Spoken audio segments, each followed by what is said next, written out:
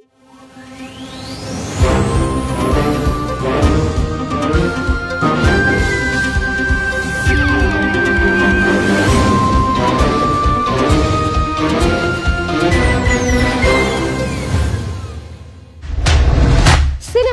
আড্ডা নিবেদন করছেন অরেন media and entertainment private limited.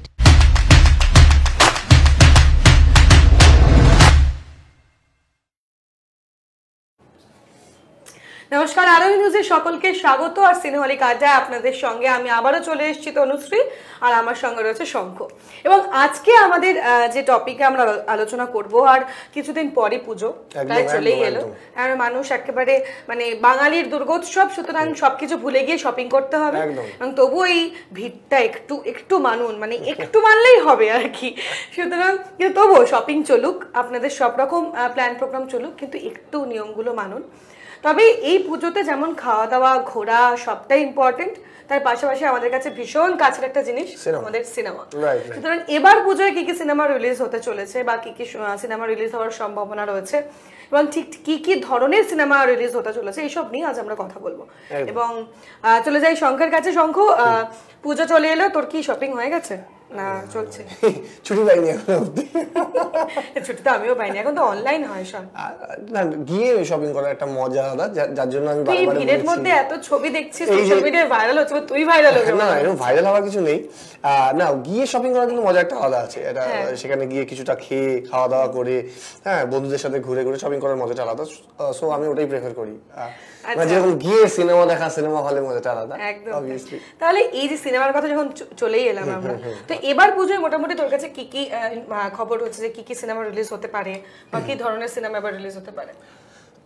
একটা খবর ছিল, প্রথমে একটা টার্গেট ছিল গোটা ইন্ডাস্ট্রি, আমি বলবো যে পুজো কিন্তু অনেকেই টার্গেট করছিলেন যে পুজোয় এই 5 দিনের মধ্যে, 5 দিনের আগে ইনফ্যাক্ট সিনেমা রিলিজ করিয়ে সেটাকে পুজোতে টানা। তার কারণ হচ্ছে এখন অব্দি আমরা কিন্তু দেখে এসেছি তনুশ্রী, সেটা হচ্ছে যে যত বড় বড় বাজেটের ছবি, যত বড় বড় স্টার কাস্ট নিয়ে ছবি কিন্তু ম্যাক্সিমামই পুজোতে রিলিজ হয়েছে। তুই দেখ না, জুলফিকারের মতো ছবি বল, বা ব্যোমকেশের সিরিজ গুলো বল, ম্যাক্সিমাম পুজোতে রিলিজ হয়েছে। সো এই বছর আমাদের ইনফ্যাক্ট কাকাবাবুর মতো সিরিজগুলো পুজোতেই আমরা পেয়েছি। তো কোনো না কোনো ভাবে যে এই বড় বড় ভেঞ্চার যেগুলো হয়ে এসছে বা শুটিং হয়ে আছে এখনো পড়ে আছে, যেগুলো রিলিজ হতে পারেনি, সেগুলো কিন্তু পুজোতে রিলিজ হওয়ার একটা সম্ভাবনা ছিল। আমরা একটা শোনার কথা ছিল যে গোলন্দাজ হয়তো পুজোতে, একটা রুমার ছড়িয়েছিল গোলন্দাজ হয়তো পুজোতে রিলিজ হতে পারে, এবং সৈয়দ মুখার্জির ছবি যেটা সাউথ আফ্রিকায় শুটিং হচ্ছিল, কাকাবাবুর প্রত্যাবর্তন, সেটাও পুজোতে রিলিজ হওয়ার একটা কথা ছিল।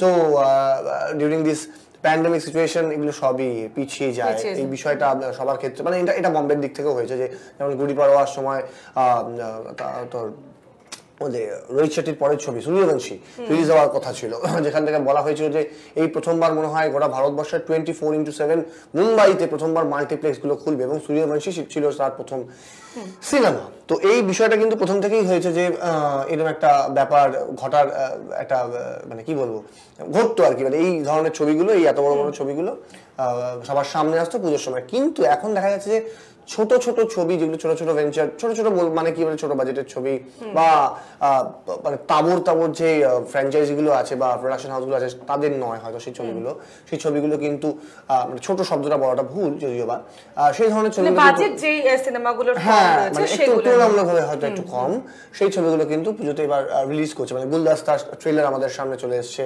রক্ত রহস্য শোনা যাচ্ছে, সৌকর্য ঘোষালের রক্ত রহস্য, যেটাতে কোয়েলকে দেখা যাবে আফটার নিতিন মাসি, তারপরে কোয়েল আবার একটা ডেসপারেট রোলে অভিনয় করতে দেখা যাবে কোয়েল মল্লিককে।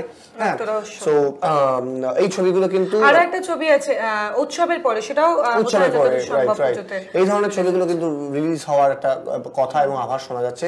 আর ভেঙ্কটেশ ড্রাকুলা স্যার, দেবালয় ভট্টাচার্যের, অনির্বাণ ভট্টাচার্য এবং মিমি চক্রবর্তী যেটাই আছেন, হোপফুলি খুব ইন্টারেস্টিং ট্রেলার ইতিমধ্যে মানুষের মন একদম মানে ঝট করে কেড়ে নিয়েছে। মানে ট্রেলার তো অনেক দিন হয়ে গেছে বেরিয়েছে, মানে 3 মাস মতো হয়ে গেছে বেরিয়েছে। ছবিটা অনেক দিন আগে রিলিজ হওয়ার কথা ছিল, সেই করোনা আবহে যখন কলকাতা বা ভারতবর্ষ সেই সময় শেষ করে দিচ্ছে করোনা, এক্স্যাক্টলি না, একটা ভালো সিনেমা দেখতে পাচ্ছি না। এটা তো ঘটনা যে হল রিলিজ গুলো বন্ধ করে দিয়েছিল। সো আবার হলে পোস্টার পড়া শুরু হয়েছে, আবার শহরে পোস্টার পড়া শুরু হয়েছে, আবার এই ছবিগুলো সিনেমা হলে আসবে এবং আসার কথা চলছে। একদমই। আর শঙ্কু, যদি পুজোর সিনেমার কথা আমরা বলি, রিলিজের কথা তো হবেই, তোকে যদি জিজ্ঞেস করি পুজোর সময় কি মানে আগের বছরগুলোর কথা বলছি, তুই কি পুজোর সময় শুধু সিনেমা দেখার টার্গেট নিয়ে বেরোতিস নাকি পাশাপাশি ঠাকুরও দেখতিস? ঠাকুর দেখা হতো, এখন একদিনই দেখতাম। একদিন মানে আমার খুব পুজোর স্কেডিউলটা খুব ভাগ করা থাকতো বেসিক্যালি। ষষ্ঠীর দিনটা অফিস করেই কেটে যায়। সপ্তমী থেকে আমাকে পাওয়া যায় না, সপ্তমী অষ্টমী নবমী দশমী, দশমীটা ছেড়ে দে, সপ্তমী অষ্টমী নবমী আমাকে পাওয়া যায় না। তো ফলত একটা ছুটি মানে আমি বাড়িতেই থাকি। প্রথম কথা হচ্ছে আমার এখন মানে ছোটবেলার ক্রাশ আনন্দ মেলা, এইটা পুরোটা শেষ করতে হয়, পূজাবার্ষিকীটা শেষ করতে হয়। আমার এখনো পর্যন্ত পূজাবার্ষিকীতে ফেলুদা পড়তে ভালো লাগে, একদম এটার কোনো সাবস্টিটিউশন হয় না। এক্স্যাক্টলি, তো ওইটা আমাকে শেষ করতে হয়, ওইটা থাকি। আর তার সঙ্গে বন্ধুদের সঙ্গে আড্ডা। আর আমাদের ওখানে একটা পুজো হয় যেখানে থাকি আর কি। তো একটি পুজোটার জায়গাটার নাম হচ্ছে নর্থল্যান্ড বলে একটা মণ্ডপ, it's a type of Maddox square. ওই মণ্ডপে মানে অ্যাটলিস্ট এক এক দিনে 4-5 হাজার লোকের সমাগম হয়। এবং অদ্ভুতভাবে তুমি সেটা কথা বলেছি, সেই পুজোর সময় সিনেমা দেখার জন্য যেমন প্রচুর বন্ধু বান্ধব মানে এক হয়ে যায় আর কি। ঠিক আছে, দেখে আসি 3 ঘন্টা ছবি, তারপরে দেখবো, তারপরে আনন্দ করবো। তো ওই জায়গাটাতেও আমরা দেখেছি আমাদের বিভিন্ন বন্ধু বান্ধব তো বিভিন্ন দেশে এখন ইনফ্যাক্ট আছে, পড়াশোনার কাজে বা রিসার্চের কাজে বা চাকরির জন্য চলে গেছে।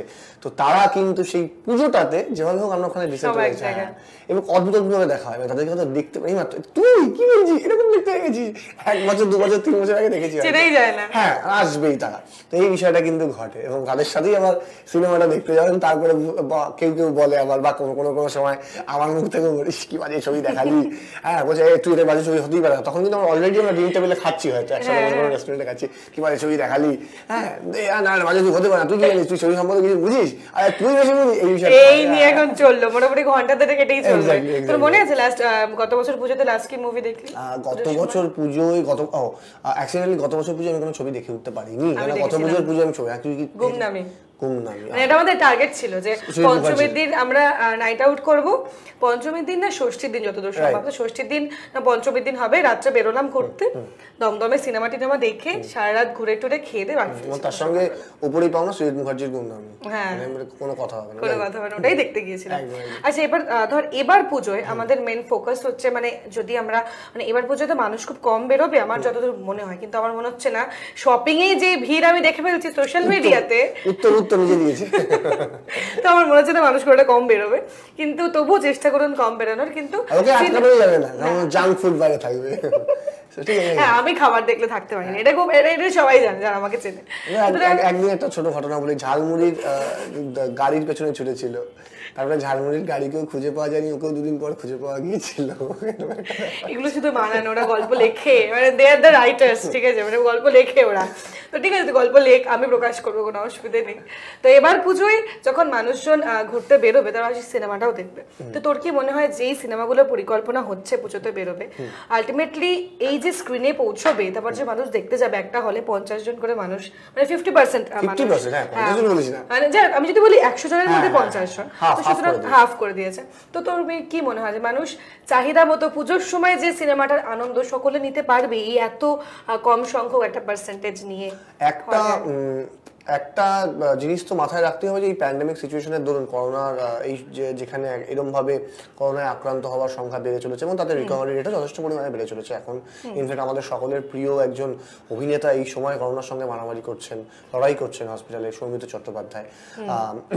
তো এই সিচুয়েশনে দাঁড়িয়ে যেখানে হল খুলছে আবার নতুন করে, অবভিয়াসলি আমি বারে বলেছি যে হলের যারা কর্মকর্তারা আছেন এবং আমাদের ইন্ডাস্ট্রির যারা তাবড় লোকেরা আছেন, তারা কিন্তু যথেষ্ট পরিমাণে খুব কনসিয়াসলি সিনেমা হল খোলার জন্য আর কি কথা বলেছেন।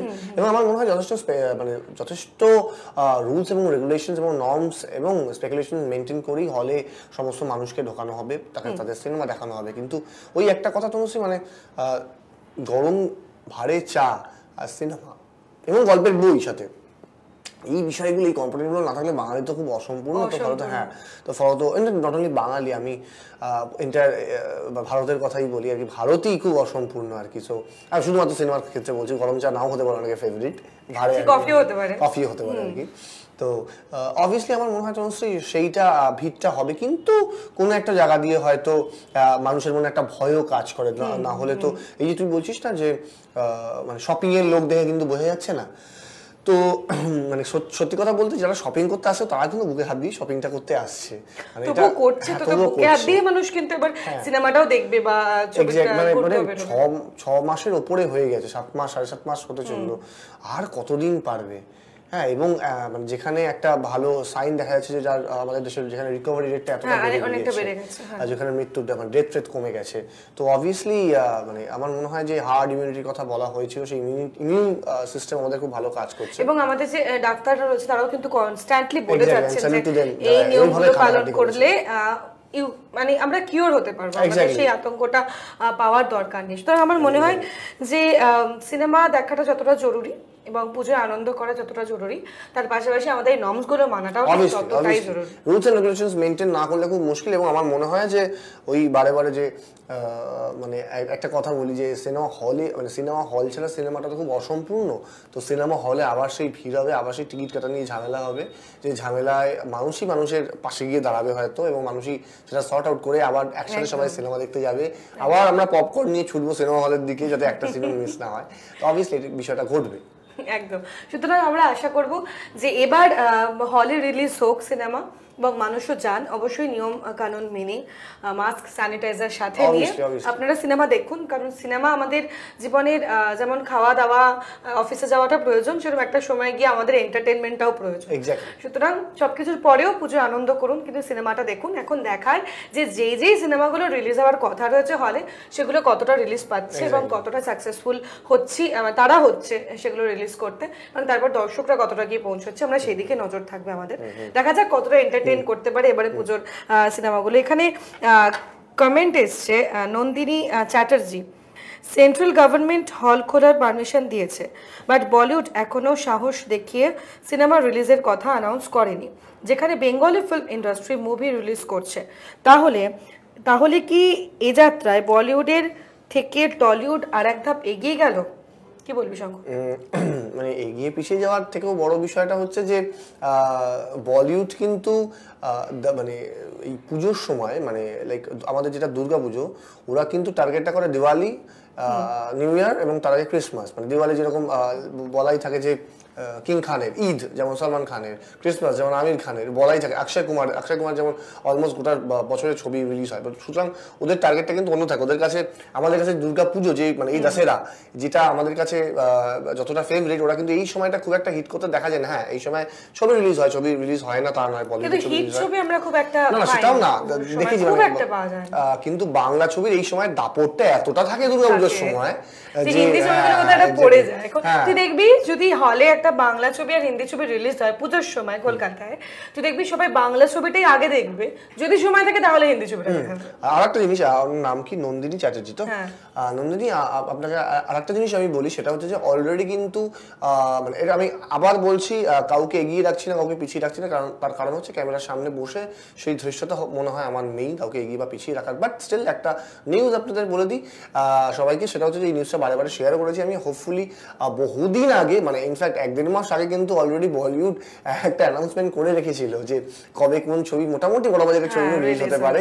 দিওয়ালির সময় সূর্যবংশী এবং 83 ক্রিসমাসে। তো obviously there is some plan over there on Bollywood, so টলিউডেরও আছে। এই প্ল্যানটা তো নিশ্চয়ই আজকে তৈরি হয়নি, এটা অনেকদিন আগেই তৈরি হয়ে গিয়েছে, যার জন্য আজ সাকসেসফুল হয়েছে টলিউড। তো অবভিয়াসলি মানে বলিউড এখনো পর্যন্ত সেই রিলিজটা দিতে পারেনি, হয়তো দিয়ে দেবে, কে বলতে পারে না। একসাথে সবাই মিলে আবার সিনেমা দেখবো, সেটা বাংলা হোক কি হিন্দি, সিনেমা হলে গিয়ে সিনেমা দেখবো। একদম, আমরা তো দেখবোই, আমরা সেই আশাতেই আছি সিনেমা রিলিজ হোক, আমরা গিয়ে দেখি, আবারও সেই মজাটা পাই, সেই পপকর্ন কোল্ড ড্রিঙ্ক নিয়ে, সেই এত বড় স্ক্রিনে সেই এফেক্টস নিয়ে আমরা সিনেমা দেখি।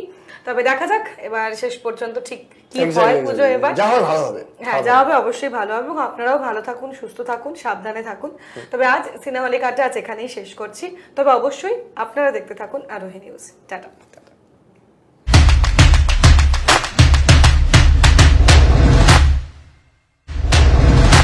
সিনেহলিক আড্ডা নিবেদন করলেন orange media and entertainment private limited.